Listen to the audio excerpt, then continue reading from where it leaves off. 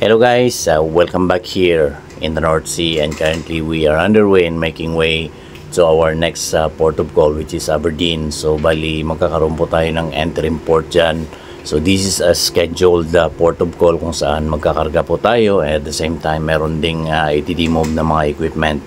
So ang port of call natin ngayon ay Aberdeen, which is the usual port call natin para sa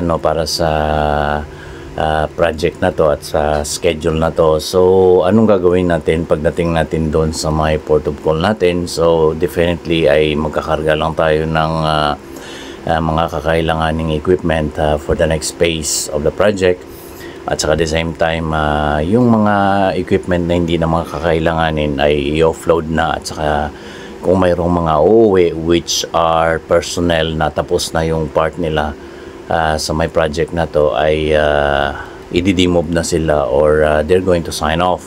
Tapos kung mayroong papalit sa kanila or mayroong mga personnel na bago for the next phase of the project, ay yun naman yung mga schedule na sasampa. With the current weather condition ngayon na mayroon tayo, it's very relaxing and conducive for sailing, at napakaganda for sure kasi ay magandang panahon natin ngayon, magandang weather, maraming makakatulog ng maayos, at pati tayo sa may bridge ay talagang makakapagtrabaho at mape-perform natin yung mga ibang gawain natin ng maayos dahil hindi tayo mahihilo.